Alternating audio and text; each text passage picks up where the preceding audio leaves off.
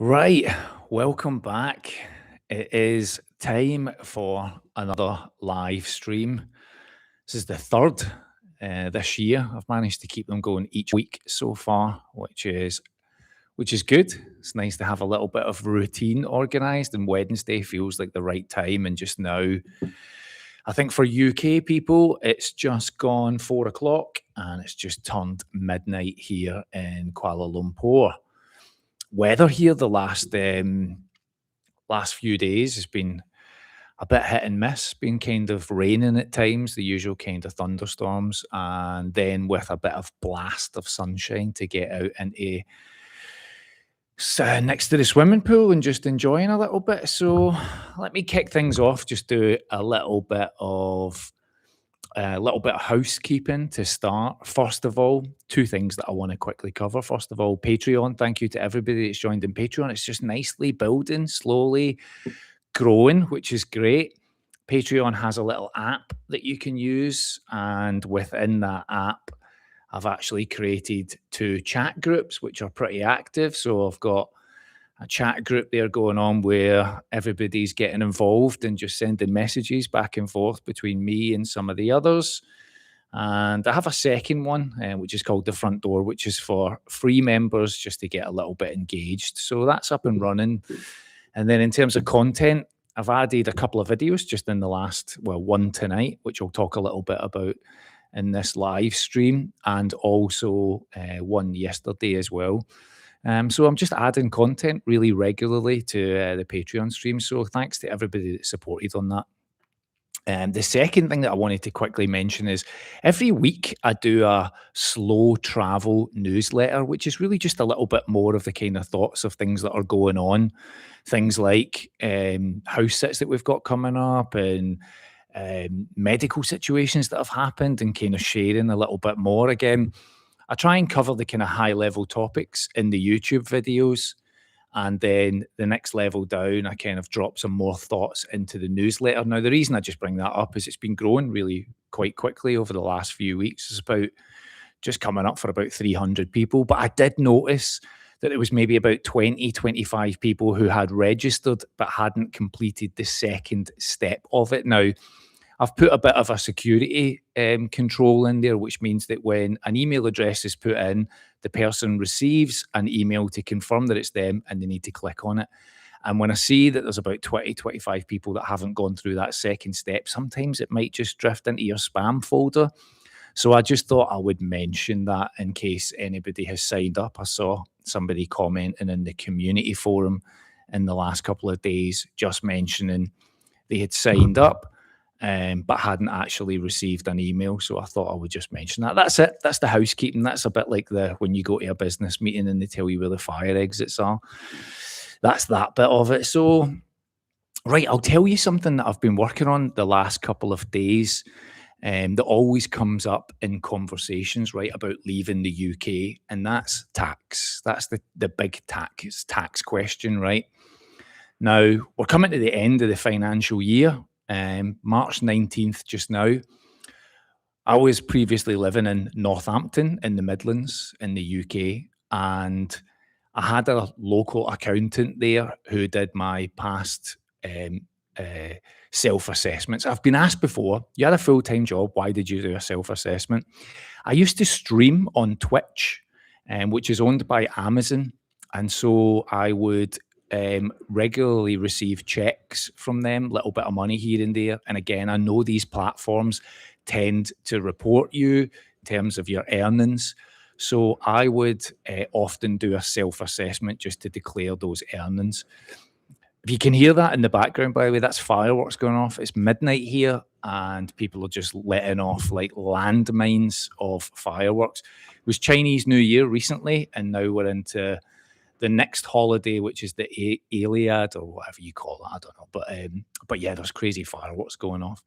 So if you hear bangs and booms and all those kind of things, it sends Yvonne's nerves into bits. Whereas I'm just kind of like, I've never understood the whole firework thing. My dad was never really into it when I was a kid, and so I just kind of grew up like we might have the odd sparkler or the odd like bit of Catherine wheel out the back garden or something. But see here, In Malaysia, my God, they go for it. I mean, landmines going off at all times of the day. Michael, welcome, mate. How are you? And Victoria, welcome. Thanks for joining us. Thanks for coming along and listening tonight. Third week on the bounce. I was just saying a minute ago. So the tax thing, right? I would do a self-assessment, and so I had a local accountant that I'd hired, and I reached out to them. Um, uh, I reached out to them a couple of maybe about a week ago, and I said I want to just touch base with you about doing my taxes, and also covering off the part about leaving the UK, right? So that's the main part because that's a very regular question that I get asked. How do I manage my tax?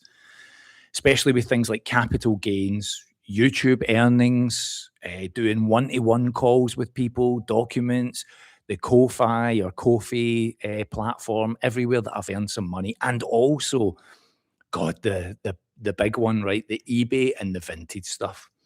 So I've started pulling all of that together. I've downloaded the annual report from eBay. I've downloaded the annual report from Vinted. I haven't sold anything on those platforms since last August, about when we were kind of preparing to leave. So I've got that documentation ready. I've pulled together my YouTube earnings. So last year I went monetized in January and then all the way up until now, right? So I reached out to the accountant. They said, no problem. What you looking to do, John? I said, I need to do my self-assessment for the end of the year, but also just to bring you up to speed, I have left the country. I'm now living internationally, and I want to make sure I go through all of the various points that need to be covered. Hello, Dean. How you doing, mate? And Craig. Is it Craig? Is it just pronounced Craig? Craig Mawson. And how to travel. Hello, how you doing? Thanks everybody for coming along and joining with me on a Wednesday evening, Wednesday afternoon for all of you. And yes, hit the likes. Thanks very much, Duffer. Yvonne's made me a little fresh tea to sip on. So I'm having that as well, a little mint tea.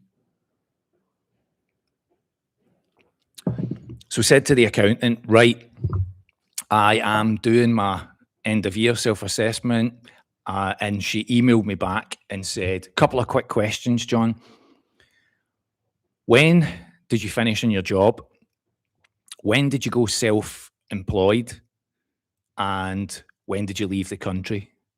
And I emailed back and said, went self-employed in January, earned my first payment from YouTube in January of last year, was made redundant at the end of February last year, and left the country on the 17th of September last year. She just emailed back and went, no problem, we'll handle this, but let's get the end of the year finished and then we'll be in touch in April. No problem. So see, when it comes to this kind of thing, right, I'm pretty diligent when it comes to the paperwork side of things. So that's probably my overactive ADHD brain. Ross, welcome, mate, and thank you so much for following since the start. I really appreciate you. I appreciate you all, especially when I hear from people who have been watching since the start. I'm always humbled by that. So thank you. Victoria, got your tea. Just get your cup of tea and sit and we'll have a blether, right? Like we're in the coffee shop, just telling you a wee story here, telling you a wee bit about tax. That's the whole point of these videos is just for us to sit and have a blether, only I get to do all the talking. Where it becomes two-way is when I do the Zoom calls as Patreon, and then everybody's on the video and we talk like a business meeting. That's next week for the people that are on Patreon. I'll do that call next week. Right, so the woman from the tax said, no bro, we'll be in touch with you in April, right? Now, again, when it comes to this tax part of it, here's what I'm effectively trying to do. I'm trying to stay on the right side of HMRC, confirming that I earned money on eBay last year. I earned money on Vinted, but that was selling my own stuff. And I made that video about HMRC and why I had disclosed to them, right? And it just went nuts. Sometimes I make videos. Let me say this again. See, when I make videos, I'm talking to you, Ross, Victoria, Duffer, Dean. I'm talking to you guys, right? People that know this story.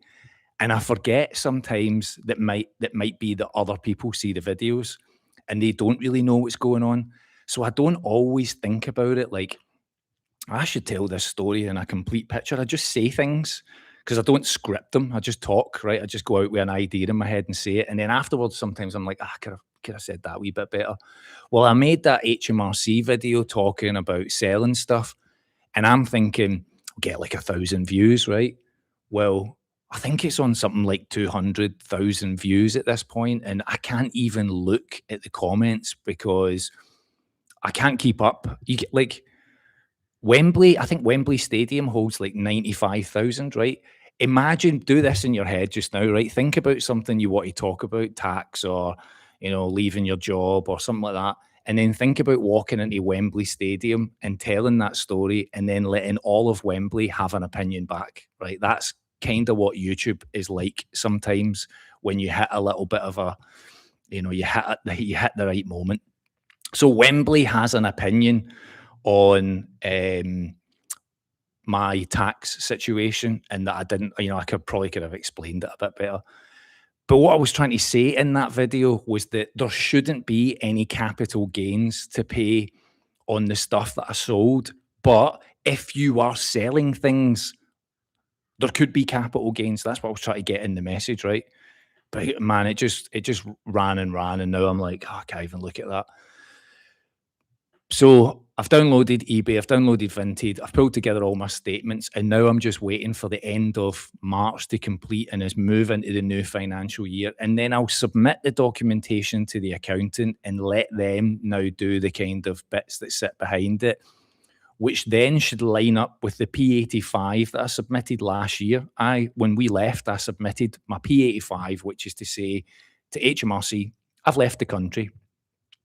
And again, when I watch videos and I listen to experts talk about how to leave the country properly and how to stay tax compliant and how not to fall into all the gaps, they say, like, notify them and make sure that you don't, if you've got a property, right, which I don't, do you have any family there? They are supposed to track things like, have you came back into the country? Has your passport gone through immigration? Are you back too long that would deem you as a full-time resident? And what I'm trying to do for last year with my accountant when this comes around is file a split year. So that's to say, yup, from April until September, I was in the country and here's what I earned. It's peanuts, right? Because YouTube didn't really get going until we had left. But disclosing that, and then after that, September 17th onwards, I've left. So I'm kind of hoping and expecting from the documentation and everything that I provide that I shouldn't owe any tax on anything that I've earned beyond that time period. Somebody messaged me the other day and said, could you explain this a little bit more? Are you now going to be paying tax in, whatever country you're in, or are you falling into a bit of a gap? Now, I don't live here in Malaysia. I'm not a resident. And I made a video just recently because I always get these comments that are like, what you're doing is against the law. And it is a grey area. So real grey area. There is no laws around me making a video here of my own personal situation, like me traveling and my wife and uploading that to YouTube and earning a little bit. Where it becomes much more rigorous is if I'm hired by a Malaysian company or I have a Malaysian job, then it becomes tax resident, right? But Malaysia right now has if you earn internationally, whether you're a resident or not, and your money doesn't touch a Malaysian bank, there's no tax to be paid. So that's kind of interesting. Welcome, Project Weaver. How you doing? So I'm kind of sitting in this weird world just now where if I go back to the UK, I become a resident again, right, through the situational residence test, and I've earned money from capital gains, then I would need to pay tax on that. So I'm kind of keeping that in my mind. And the rule on that is you need to be out of the country for 5 years. We've just made a video to say 6 months so far. So I've got a long way to go to then be out of the tax window for capital gains, which is my stocks and shares and my options writing and all those kind of things. But in terms of the earnings from YouTube and from doing one-to-one calls, my one-to-one calls are with international people. I don't meet Malaysian people. Malaysian people aren't interested in talking to a Scottish guy about moving to Malaysia. That doesn't happen. I talk to UK people, I talk to European people, and occasionally somebody much further afield, America, right? Very rare. But those are the calls that I typically have. I would say 95% are with Brits who are thinking about leaving. So my earnings, YouTube, one-to-one calls, Ko-fi documents and things like that. Most of the money that I've earned on that has been September after I left. So I'm not expecting to pay any tax on that, but I'll expect the accountant to work through it with me. And then I've kept records of, here's everything that I earned while in the UK. Here's what I've earned post leaving the UK. And also things like the laptop that I'm working on right now. I bought that before I left. It's a business expense, right? Because I edit all my videos. It's used specifically for this channel. I bought that before I left. So that's setting up the self-employed business that I've set up. This camera that I'm talking to you on, same. The microphone I'm talking to right now, same. Right. So there are some business expenses to setting up this channel and running it as a self-employed business. And I've captured that information. So that was, I don't know, how long's that? Like 10 minutes or something I've told you about that. That's me explaining just now where I'm at. And I run this channel as transparently as I possibly can, despite critics and keyboard experts that tell me in the comments how I'm breaking the law and I'm doing this and I'm doing that. I try and always share this as honestly as my experience and how I'm working my way through it. Many things are very grey, but you can only go on what you can find out, right? And when it comes to things like, can you earn on a tourist visa, international earnings? Very grey, very grey. But am I the only person in the world that's doing all of that stuff? No. So you just got to try and do what you can. So the end of that part of that little tale is to tell you that once I've submitted the tax documentation, once I've had feedback from HMRC, however long that takes into this year, I will come back and let you know exactly how that plays out. And Blue Balance, you're right. Oh, hey, Blue Balance, how you doing? If everybody can give Blue Balance a little click, he's building a channel right now and predominantly talks about men's mental health and those kind of topics, and has posted some great videos. And he's trying to get to 100 subscribers. And if he gets to 100 subscribers, he's going to do one of these, a little live chat, if he's not already there. He was on like 86 a couple of days ago when I checked. So how you doing, Blue Balance? Nice to see you. So yes, that's where I'm at with all of that, right? I always try and stay on the right side. When I made the HMRC video, I was simply stating I'm trying to stay on the right side. And most of the comments were people going, what are you telling HMRC for? You're leaving the country. Why do you care?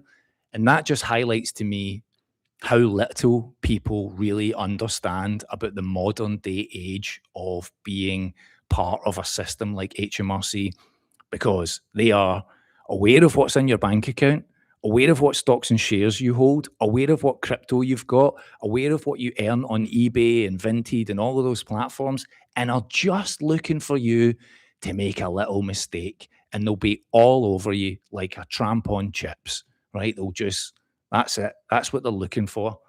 They're not caring about Peter Mandelson making 1.5 million from selling stocks and shares, or Keir Starmer's donkey farm. They're not interested in that. They're after you, the person trying to just scrape by and make a little bit here and there.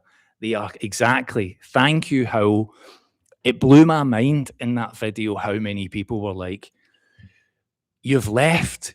What does it matter? And I'm like, I have a British bank account. My money's in a British bank account, right? Why have I not moved it? Because it's quite hard to get bank accounts in other countries when you're not citizens, but you can still have a British bank account, right?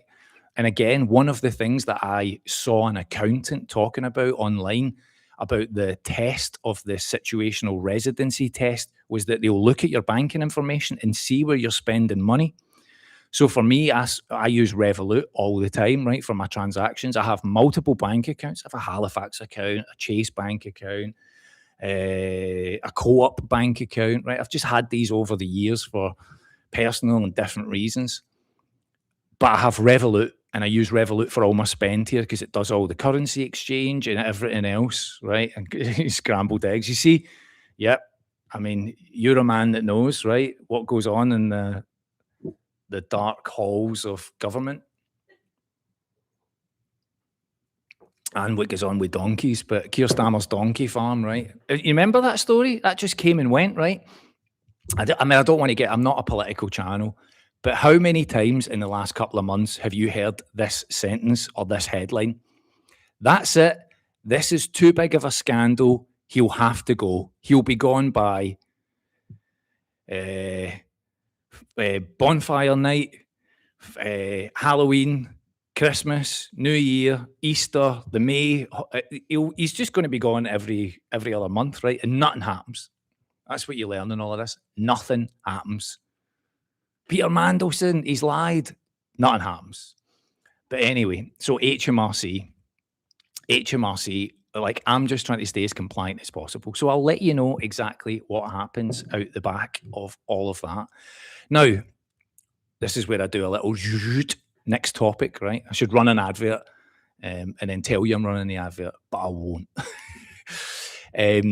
What's next? We're about to leave this apartment. And as I said last time, right, this looks like I'm chained to the radiator, the George Michael story and all that. Not George Michael, Boy George story, for those that listened last week. We're about to leave this apartment. I've done a review of it today, quick video, touring round to share the price and how much this has cost this month. And I'll post that, I think, Friday. And then we're off back into KLCC, back into the city centre, out of Petaling Jaya, adjacent city, back into KLCC. And we went into town yesterday, right? I'm going to give you a little confessional here. I'm going to tell you, see, again, this is about transparency, right? This isn't about bullshittery the whole time. I tell you what happens. I'll tell you a little secret, right? Just us, just the 29 people in this room. Yvonne and I went into town yesterday, into the city, got a taxi Tuesday, and we met up with an old mate of mine. And I was saying to Yvonne in the taxi, his name's Paul. When was the last time we've seen Paul? And Yvonne and I estimated 16 years. I've got a cheek to say an old mate of mine, but just, you know, when you just know people and then you haven't seen them for ages. Well, he was in Kuala Lumpur yesterday and we went to meet him.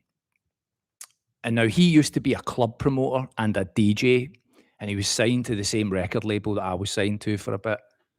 And I just knew him through that. He's a super nice dude, him and his brother, and he's came to a few parties at Yvonne and I's house, and we've been to a few nights out. And the last time I saw him, when we met him yesterday, right? I said to him, when was the last time we saw you, Paul? And he was like, we went to see Tiesto. Now, for those in the know, right? Anybody that knows that, you can put a T in the comments and let me know you know Tiesto. But we went to see Tiesto at the Scottish Exhibition and Conference Centre in Glasgow, 2010. And Paul had remembered that, and Yvonne and I couldn't remember. And then we moved to England, and then whole life, and now we live out here. And he was here.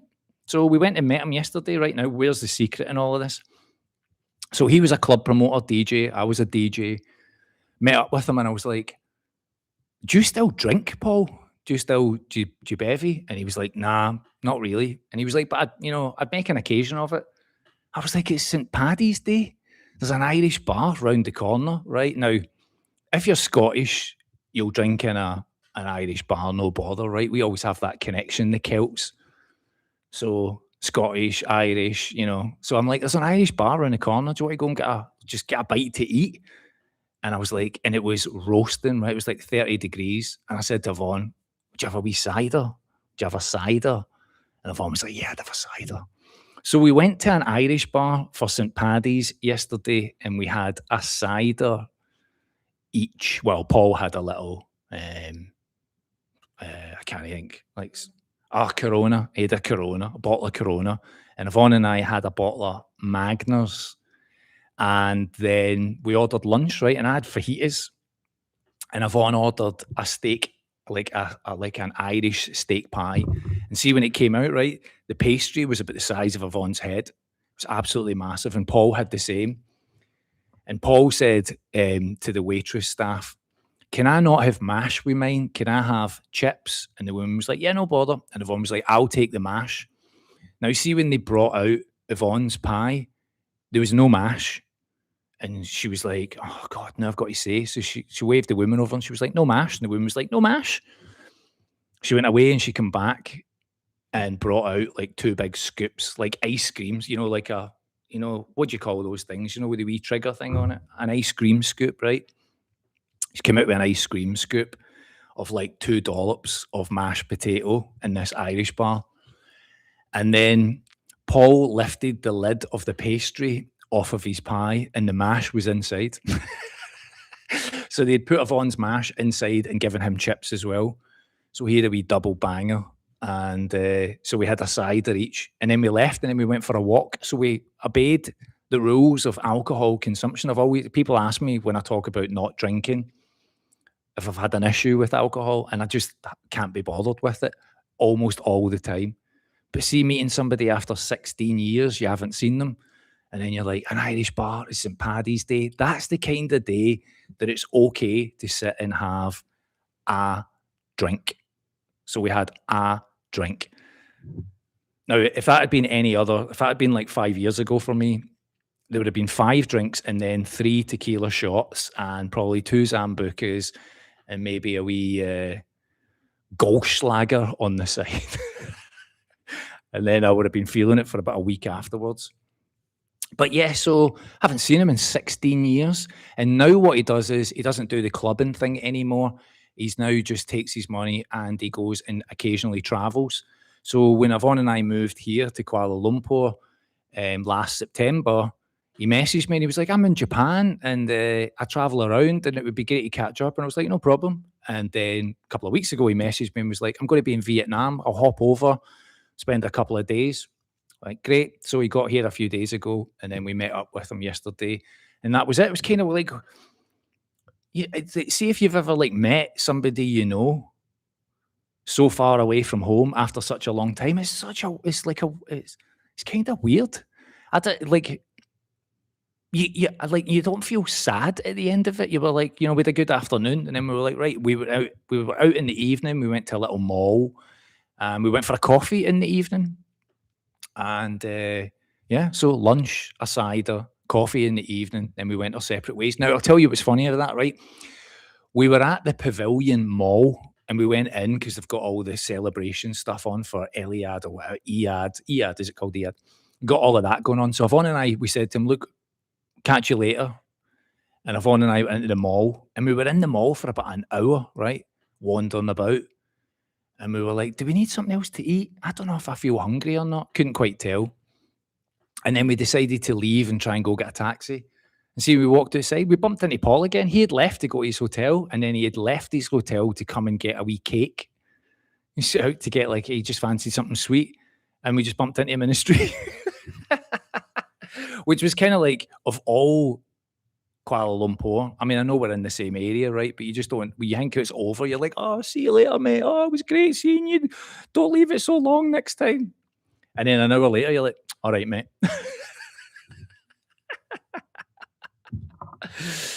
So, right, that was very good. Like, let me skip back a wee bit because I'm talking here and then I'm not checking to see if I'm getting any messages. And this is supposed to be a Q&A. You must be skilled at keeping detailed records. Dean, ADHD, mate. ADHD is a recipe for always keeping records. I talked about this when I cleared my dad's house out. He had like cupboards of notes and books and everything. My dad, after retirement from his janitor job, was a photographer. And he did point-to-point meetings, show jumping, and he was also the Airdrie Football Club. And he had hundreds, probably more, hundreds of notebooks of every event he'd gone to, what horse had won the race, what the weather was on that day. And honestly, it would bring a tear to a glass eye, that, never mind his son's eye, clearing that stuff out. And I put a lot of it into storage and stuff. But I was going through all these books with all of his memories, his handwriting and all that. And then Yvonne's like that, I mean, what is it they say? The shoe doesn't drop far from, what is that? the apple doesn't fall far from the tree. So, you know, when I think about myself, my computer, if I could show you the screen of my computer right now, it's just folders of like stuff and email printouts. That's what helped me with the insurance case. Because see, I have a very distinct memory of when I had when I was in for the third occasion with sepsis, right, and I was really ill would be the best way to say it. And in the middle of all of that, the doctor came in to see me, and I was lying there like a mess, right? I was having shivers and I was sweating and all that, just the toxins and the antibiotics. And Yvonne was at the side of the bed, like, "Oh, doctor," and all that. And I was like, "Gonna make sure you give me the paperwork for all of this so that I could submit the case." And again, it was like the kind of documentation side of all of that helped me at least overturn 2 of those episodes because I am super, like, on it when it comes to that kind of thing.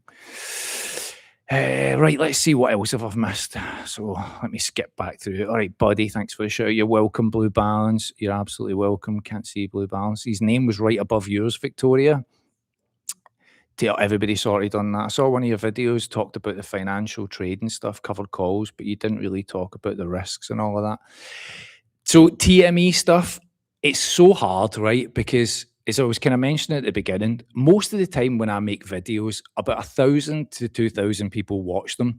So it's super niche, right? And when I talk too much about numbers and risks and all that, I get comments from people that are like, boring, don't want to hear it. And I'm always trying to walk the path of what's interesting in leaving the UK and what's notable and what do I care about. And then also juggling the line of not losing people in the fine detail of things. And I've mentioned I have created Patreon where I have heading towards 60 paid members. In fact, there's close to 100 when it includes the free members. And over there, I make very quick videos almost every day talking about the stocks that I buy, the options that I write, when I close things, how much money that I make in detail for the people that really matter and all of that. So I do it. I do very high level here. In the next couple of days, I'll share with you the cost of this apartment, where we've stayed for a month, the detail of it. And then I will be doing a roundup of the month of March, how much money I've made on YouTube, this channel, my second channel, and also my stock options and my general savings. And then I'll probably do a roundup of the quarter. So January to end of March, just to kind of give you an idea of where I'm financially positioned. But I'll do that high level. If you want the granular detail, like what am I buying? Why did I buy it? Like I sold a stock out yesterday that I made a little bit of money on. I probably sold it too early and I left money on the table. I talk about those kind of things in Patreon. Oh, it's behind a paywall. It's just because it's lower numbers. It's £3. If you want to see that stuff, it's £3 to see all the videos. So I post it on there. But I appreciate, again, it's just trying to find the balance of like what people are really into. How HMRC are linked to everything? Yup, they absolutely are tracking everything. I was laughing when I watched that tax woman that I watched the other week there when she was saying about tracking tax and saying the HMRC were checking you coming in and out of the country through immigration and using your passport. The comments below her video were like, "Oh, you can check British citizens coming back, but you can't check everybody else coming in." See, you see what happens when you post about those topics or not. How we join trusted house sitters and are also trying to build reviews before we leave the UK. Yep, look, I'm not to say how to do that, but if you've got friends and family who've maybe got pets that you've maybe occasionally looked after in the past, maybe they would write you a little review. I asked my old landlord, the landlord that Yvonne and I had in the UK, she wrote a review for us. And when she wrote the review, she came back and went, "Wait, you're doing house sitting? Do you want to come and watch my house in Spain?" And we were like, yes, we would. So that's kind of the booking that we've got later. But, you know, get yourself up and running because once you've got a few reviews, it will make finding bookings easier. And all of the ones that we've looked at have all had pets. I haven't seen a single house sit yet that hasn't got a pet included in it. Right, what else have I seen? So good luck with that. Keep me posted on how that goes. I hope you can get a booking out of it. Victoria, I had a distant cousin, 13 years, spotted him sat outside a cafe. That's very cool. That's very cool. What was that interaction like? Was it all friendly? Were you just catching up? Because you know you meet some people, right? You meet old schoolmates, and you'll be like, "All right, how you doing? What you been up to?" And they'll be like, "Nothing, mate." Like 14 years and nothing's happened. You've never been anywhere, no friends, no family, no done anything, just nothing. We've all got pals like that, right? What you been up to, mate? It's been 16 years since I've seen you. Nothing, mate. Nothing. Just same old, same old. Malls are like airports in KL. Yeah, you do lose time in the malls. Do you know, here's a little cultural conversation to have, right? I'm going to have to tightrope walk this as best I can. There is a big difference between Brits, Western people going to the mall versus Malaysians, for example. And we've had to adapt a lot. It's us to adapt, right? We're in a new culture. It's us to adapt. But let me give you a couple of little subtle differences. When you go to the mall, when we go to the mall, we are used to going to the mall for something. And you go there to get that thing and get out again, right? It's not the 80s anymore. So you're like, I need to get 4 AA batteries for the telly remote, and off you go through the mall, right? Now, when you're here in Malaysia, people go to the mall because it's out of the sun, it's air conditioned, it has amazing food selection, and therefore it's treated as a social day evening out, right? So when we're in the mall, we're like stomping through to get something, and we're often like, can people just get out the way? They're just wandering around aimlessly. But that's our problem because we are so used to just going and getting something, right? And so we've had to we've started to adapt this slight difference in pace, like a wee bit of a kind of Liam Gallagher swagger where you're like, I don't really have anywhere to be. You try and change your pace a little bit. But that was very noticeable for us at the beginning where families would just be there, you know, and there's like maybe 10 in the family. There's the gran, the granda, you know, the Gran Waynes, the mum and dad, and it's a day out. When we were in that mall last night, I've almost like, people just come and spend all day. I'm like, yeah, because it's probably, they might not have air conditioning at home. It's got great food selection. You can pretty much eat anything you want, right? Food courts are massive and the place is just great. It's got a buzz about it. And we're in there like, get the 48 batteries. So that's been a change. However, getting in and out of a lift is a completely different set of circumstances. Let me give you it from the example of we're in the lift doors open and you want out of the lift, people do not let you out. There's none of this kind of, after you, please, no, you go ahead. There's none of that. There's just, they get in the lift and you're trying to get out the lift and you're like, see if you could just let me out, there would be more space for you to get in. And again, that's like an efficiency for that, for Malaysian people, Chinese people, that's just like, I'm getting in the lift now. And that's a difference. And don't even get me started on holding doors open. That doesn't exist. But yeah, malls, pints, what's that? Pints, crutches, well mixed. Let's have a little flick back.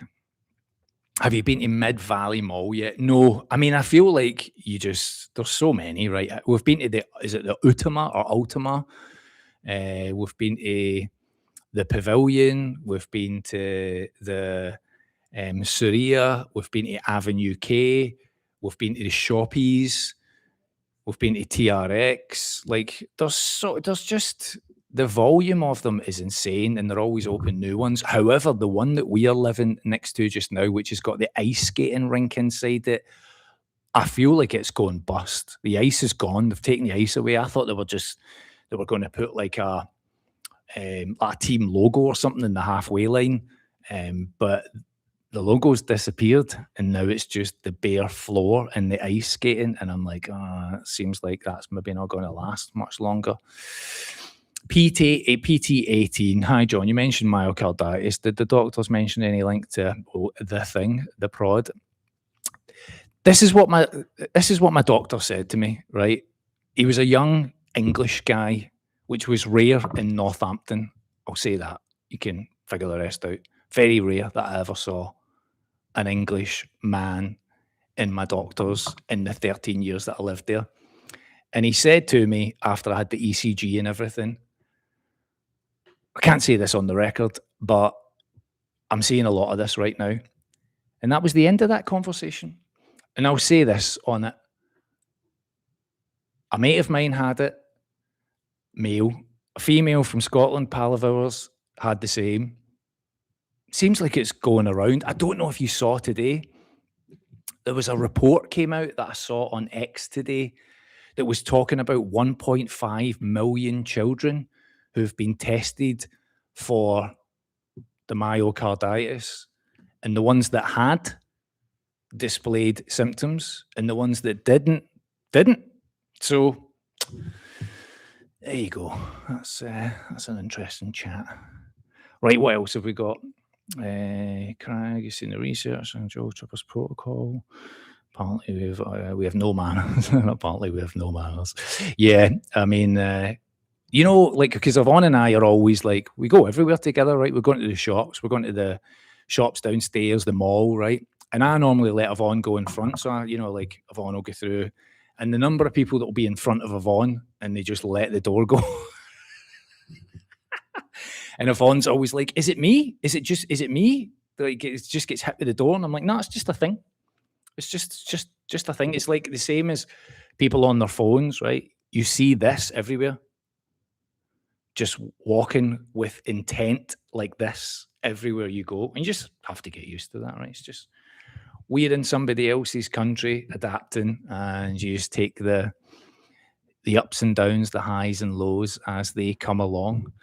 What else have we got going on? What else would you like to know? Any questions? I've got some notes here. Let me go back to what I'd scribbled down earlier. So tax, I covered that. Meet my mate in town, covered that. Cider for St. Paddy's Day, covered that. Just the one, won't go back to it. I'll tell you what's coming up in a few, what is it, about maybe 5 days' time. One of the stocks that I hold, GameStop, is about to publish their results. So I'm kind of watching that with some intent, because I'll say this, I have 10 cash secured puts with a strike price, which paid around $5,000. And if GameStop holds its current position, I'll close out with a $5,000 profit, which would be rather nice. So I'm intently watching that. And I've noticed that people have slowly been picking up shares, and the meme stock, as it was known before, and the whole joke around it being a dead or dying retail chain has really started to change now that they're invested in trading cards and collectible cards and all those kind of things. The ethos behind GameStop has quickly changed, and it's one of the stocks that I hold a decent value on. Tried Durian yet? Nah. Have had zero interest in trying it. Every time we've passed by, we were in a street recently in Bukit Bintang, a food street where we filmed a video in when we first got here, and there's like at the end of the street there's a durian shop, and Yvonne and I were like, meh. So no, I haven't tried it. Everywhere I've gone, I just see warnings about don't take it to your hotel room, and you can't take it on trains. And I just think, I mean, how does that sound appealing? Now, I'll tell you what I have still got in my mind, and I know there's one person in this chat that will appreciate this. Now, I've been trying to eat super healthy and be good and all that, but I'm absolutely craving fish and chips. And somebody in here set as a challenge of finding a fish and chip shop, and we have been looking, but I have this challenge where I'm like, don't give into the carbs, save it up for the right moment. So we're posturing about having fish and chips, and we've been looking online and through Google and all that about finding fish and chips, because sometimes you just, it's like the vinegar, especially if you get a pickled onion, right? Especially if you get like a big pickled onion, like one of those like tennis ball pickled onions where you have to like, you have to eat it like that. I'm dying for one of them. I'm absolutely dying for one of them. Yvonne and I have like I eat jars of dill pickles because like if you're fasting, I'm only eating just now between 2 and 9 o'clock, 2 in the afternoon and 9 o'clock. And sometimes when I get to like midnight, say I'm watching a film or something, I get a wee hunger pang. And so I'll have a dill pickle because that is, apparently doesn't break your fast because it's pretty much just all water. And see that, especially a sweet one. But the village grocers nearby, we've eaten all the jars from there and they haven't restocked them. So every time we've gone in and we had to sacrifice the other day and get those little pickles that you get in there, those little green gherkiny ones. Oh my God, they would draw your jaws together like that. And Yvonne refuses to eat them. I bet to see that dipped in a little bit of like a cream cheese, just a wee morsel. That's pretty good. How much have you put up for the 25 grand, $25,000? That's how much I've put up for the 10 GME contracts, and it's just over 5,000 in fee credits in return. It's currently sitting at, I think, close to 2,000 in profit. So I could take 2,000 now and give 3 back. But I have belief that it's going to remain around the price that it's at just now. So I'm sitting confidently just watching what's happening. So unless something crazy drastic happens, and I wrote that when it was at like $20, it's at like 24 or something just now. But I put $25,000 up in order to write those 10 contracts. I like antiques. Yeah, so the jurying, I hear that it absolutely stinks, but yeah, it'll happen. I know it'll happen. Just got to be in the right mood for that kind of thing, right? The fish and chips, I'm absolutely dying for that. Eat carbs.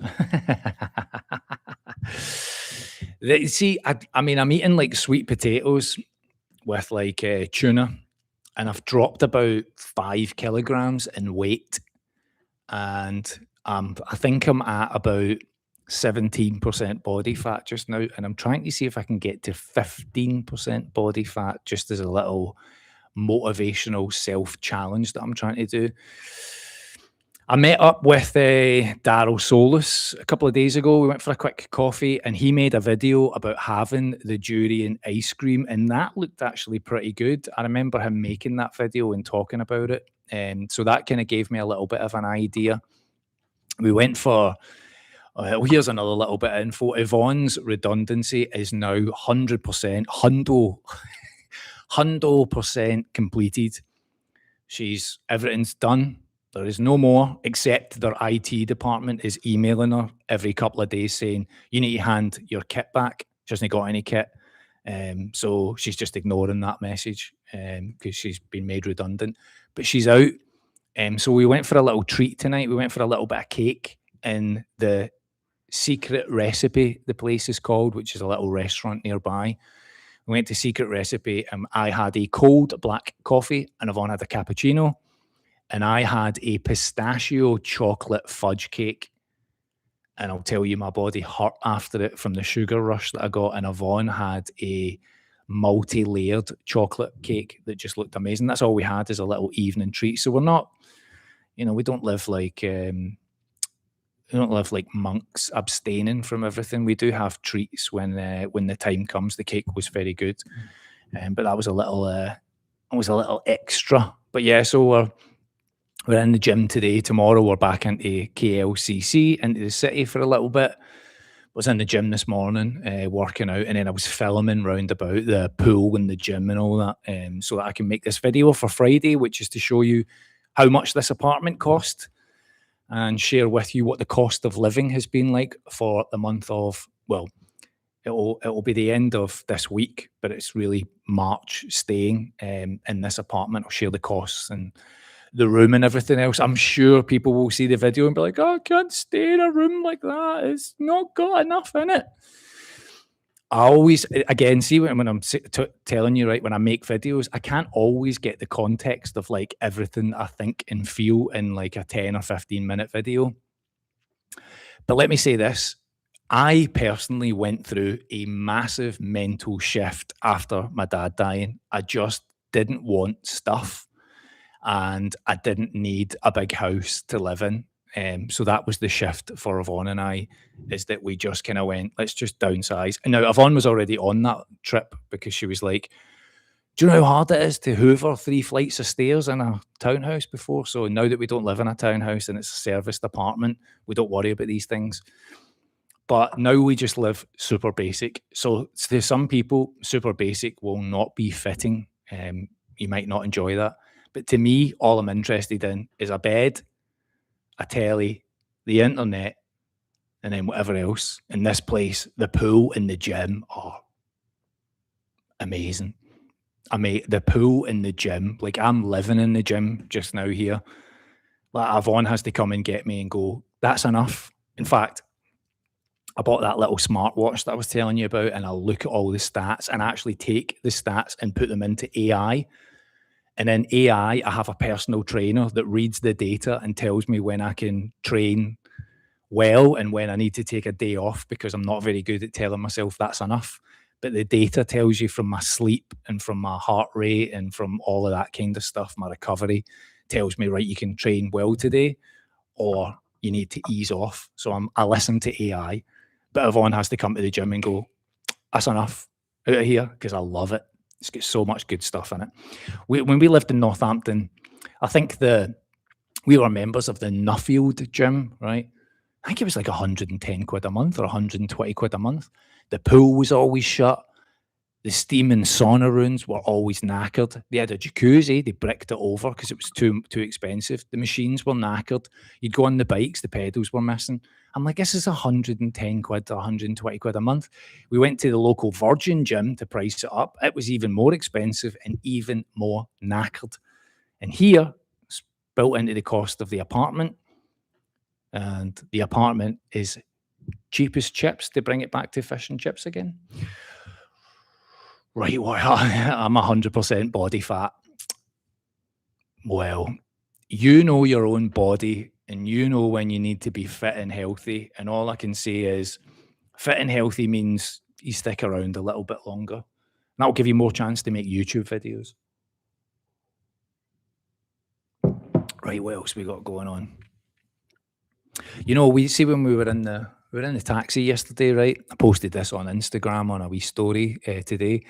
But see, when you're in the taxi and you go into the city, it never gets boring seeing the Petronas Towers. That is a phenomenal piece of like architecture, building. It's just amazing. And then you go through the mall and out the other side, and you got the park and the fountains and everything. It just looked amazing. The fountains were on. But I was out there for about 2 minutes and I was ready to burst into flames like a vampire in the sun because it was just so hot. Yvonne was like, right, can we go back inside now? That's enough. You know, I'm like, all right, love, let's go.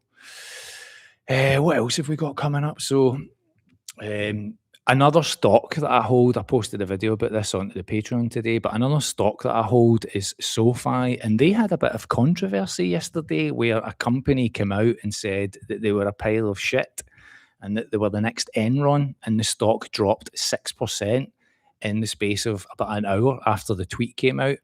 And the company that did it are called Muddy Waters, and they are a kind of, I think they've been going for about 15 years, but they're a company that profits from shorting stock. If you know anything about stock, that's basically hoping that the price of the stock goes down so that you can profit. And they put a tweet out calling SoFi the next Enron.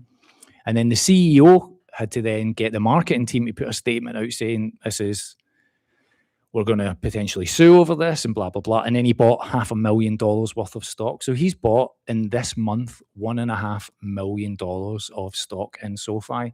And then the price recovered. And then that was like at that point, like Citron. Hello, escape to retirement. I hope you're good, mate. I was watching a couple of your videos. In fact, Daryl and I were talking over a coffee about you and your trips, your exploits. You're in Vietnam just now, aren't you? and we were just, Daryl and I were commenting on how different you are now that you've left Scotland in your presentation. Have I get the right? I hope I've got the right person. If I've mixed you up with another channel that I'm watching, I do apologise. I'm just shooting the breeze off the top of my head here.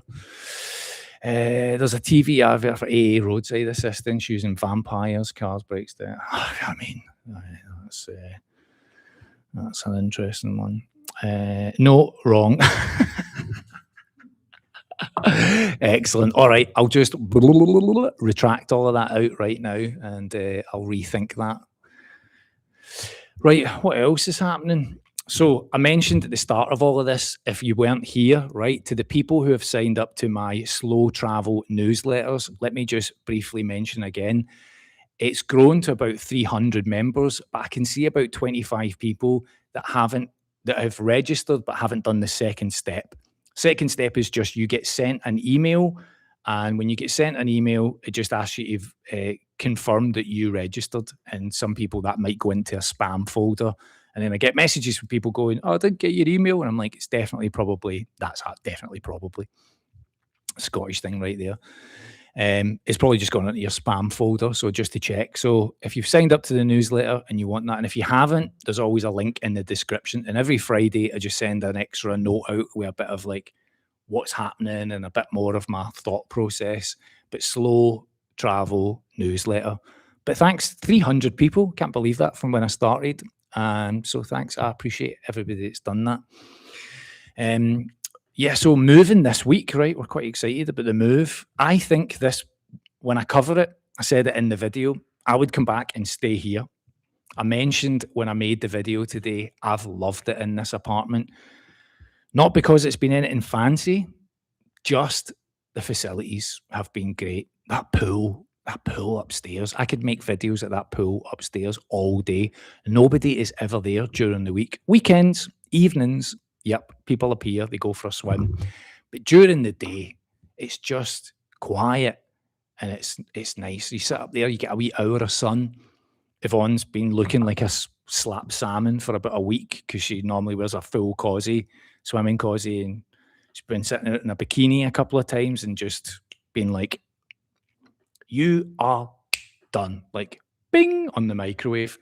So she's been sitting in the shade a little bit and I've been sitting in the sun, and you might not be able to tell, right? I probably still look Scottish, like white Scottish, but see if I showed you a tan line, oof, I'll tell you, see where the shorts line is? I look like the Milky Bar kid from the shorts line. So that's just what happens, isn't it? That's like, was it Billy Connolly? He used to say that Scottish people took 2 weeks to go from pale blue to white when they were in the sun. So I think that still stands to this day. Still think about things like that. What else has been happening? Tell you a couple of other things. Yeah, so that we've now got 4 sits for the pets thing. 4 booked, 3 in Malaysia and 1 in Europe. Now, see the one in Europe, it's in Spain. And when we agreed to do it, getting to Spain didn't seem like a big deal. But now, given everything that's gone on, it seems a little bit harder to process. But I had a little look last night at flights because my mate that's here, Paul, ex-club promoter, he leaves tomorrow and he's flying to China. And he's spending 13 hours in China, and then he's flying from China to London, and then from London back to Glasgow to get back to work on Monday morning. And he changed his flight really quickly when everything kind of kicked off, and he was only charged a little bit. But some of those flights now are charging like an extra grand and a half to get back to the UK or Europe. But I had a little look the other night at Flight Scanner to see how we would get from here to Spain. And I think Algeria Air was going from here to Algeria to Spain. I think it was like 266 quid for me and 266 quid for Yvonne. So we'll need to have a little look, but I need to have a think about how to get there, whether we go from here to, like, I don't know, follow Paul's route and go to China and then go to the UK and go out that way. We'll need to have a think about it.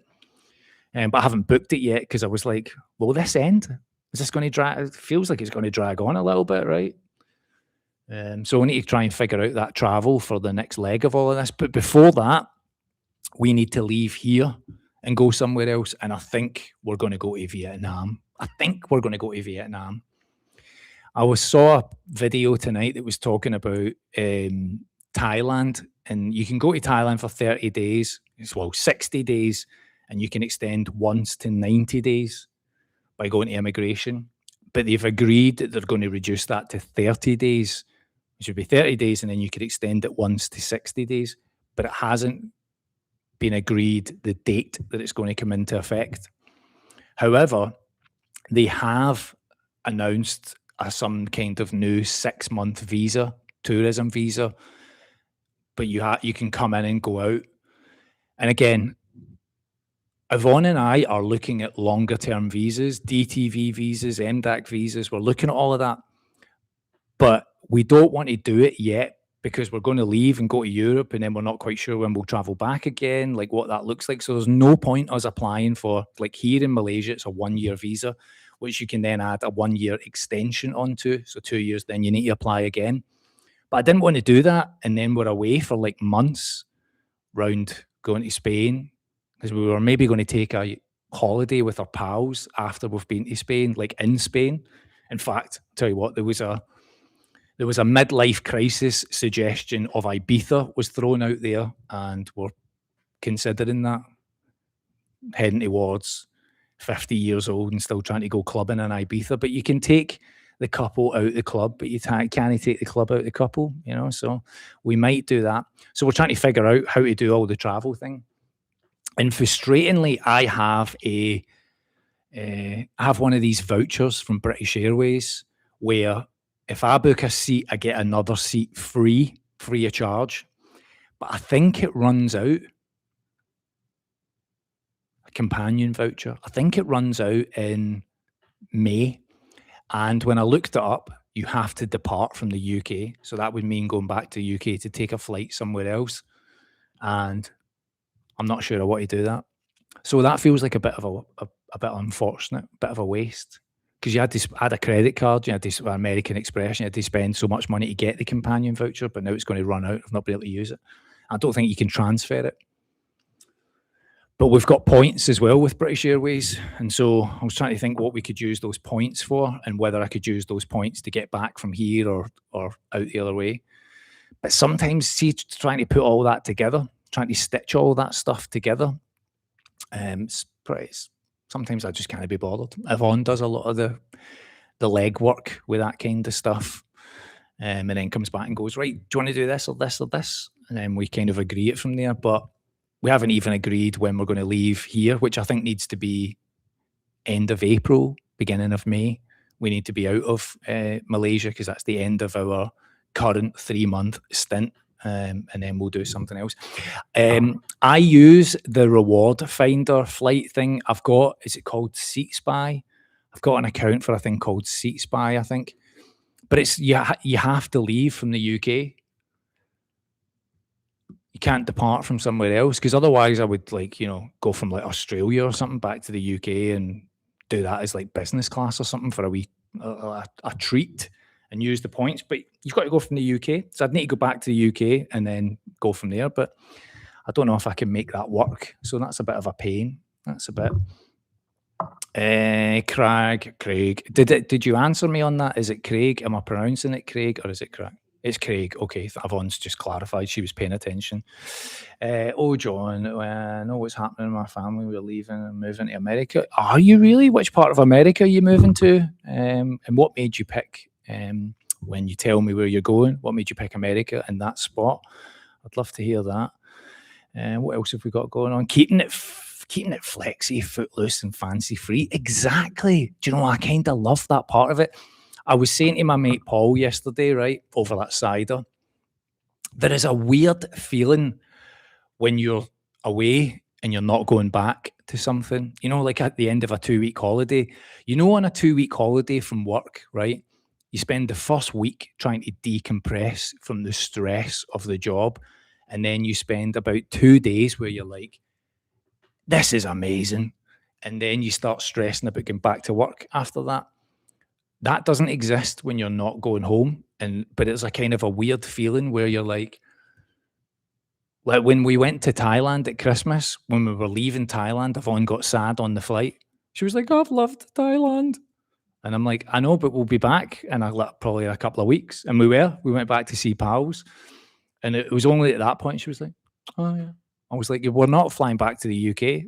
We're going to Malaysia, and we love Malaysia." And she was like, "Huh, yeah." I hadn't really thought about it like that.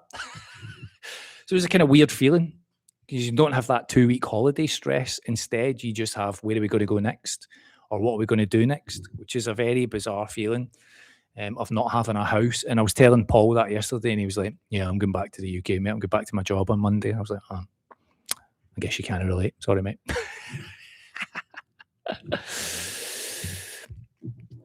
Mark, hello, Mark. How you doing? Mark, just come off internal business Teams calls. I miss them, mate. I miss team calls. Although Zoom call next week with the Patreon people, looking forward to that.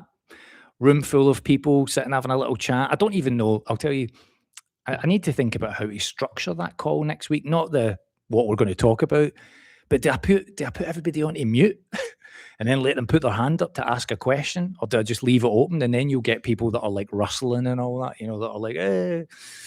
But I need to figure that out. But a Zoom call next week with the Patreon people.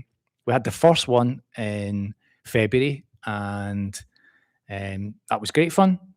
There was a couple of people on, Marina and Andy and me, and this time I think there's going to be a few more people, and I'm trying to move the times around as well just to kind of suit people that are in jobs and all that, but there'll never be a perfect time, so we'll just go ahead with that next week. All right, Duffer, thanks so much, mate, and if you're over there, we'll see you over in Patreon. Greatly appreciated. I haven't right, two other things to tell you about, right? The insurance thing with arbitration, I haven't heard anything. It's just been absolutely quiet. Super, like, just no comms. I had to serve notice to the insurance company, and they came back and said, "Received, we'll wait to hear from arbitration," and then nothing else since then, right? But second thing, I haven't even made a video. I meant to talk about this. I've had to go to the Energy Ombudsman about BG, the big BG in the UK, because I had a complaint open with them about my dad's house and the bill and everything that I got. And they kept writing to me about a solution, but they never gave me a solution. And in one of the emails they sent me, it said in it, from one member of staff to another member of staff, just resolve this with the customer and pay him and shut this down. But they included me in the chat. So in the email, it was two members of staff at BG talking to each other about fixing the complaint about dealing with my late father's house and agreeing to just pay me and make me go away, but then never actually did it. And in the last email they sent me, it just said in it, "We recognise we haven't dealt with this and it's now over the number of weeks for you to go to the Energy Ombudsman." And so I've done that. So I've filed a case with the Energy Ombudsman about the handling of that. And one of the pieces of evidence I've put in is that email with them talking to each other, agreeing to just pay me off and make me go away, but not actually doing it. So I've got an outstanding. I mean, if you followed this channel from the beginning, you know I love a complaint email, right? That's a speciality of mine, is dealing with these kind of things. And so I've got that open just now, waiting to find out what's going to happen. As for the insurance company, do you know, I'd love to be a fly on the wall to know what's going on and all of that. But just the handling of all of these things, right? Just the handling of them all, just blows my mind. Blows my mind. Craig, thanks, John. Another awesome live stream as always. Fantastic work. Oh, you're off to Florida. Very nice. Very cool. My girlfriend and younger kids and her mother stuck at the moment. Well, I hope that all gets sorted out for you and you get to Florida and you all get settled in. Are you renting a property in Florida? What's the plans? Have you bought something? Are you just going to float around a little bit? Airbnbs? What are you going to do there? Victoria, see when this, I know I keep saying this, right, but see when this is done, I will share the details of how I did all of this and I want people to be able to use the same techniques that I've used to fight their own challenges. Because when I talked about the Scottish Power thing, and the number of people that messaged me saying they were in a similar situation. In fact, I saved this news story today in the press. Look at this. Look. You read that? A grieving widow has received a criminal conviction over an unpaid £35 tax bill on her husband's car after he had passed away. A criminal. That's Britain in a text message, isn't it? That's Britain in a Sky News post. Imagine getting a criminal conviction because your husband's died and he's got an outstanding bill, 35 quid that you haven't paid. You get a criminal conviction from that. I read that today and I was like, I'm saving that for the live stream so that I can talk about it, because that's how can that stand up? That cannot hold its water, surely. I mean, I bet you Sky News loved sending that out. They're a bunch of savages. All right, well. Any other questions? Let me flick back through it. That is criminal. I totally agree with you. I get called Casper the Friendly Ghost when I was at the swimming pool once.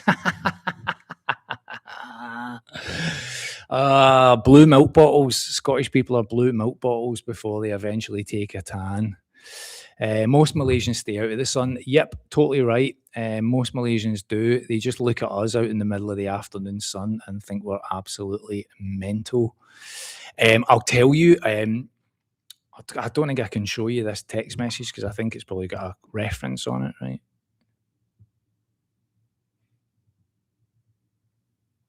Right, I'll see if I can put my thumb across it. Oh, in fact, I'll tell you what I'll do. I'll do a screenshot, right, and then I'll hide the bit that you can't see. But again, for those that know, right, guess what I got a text message for tonight? Just make sure there's nothing in this. Look at that.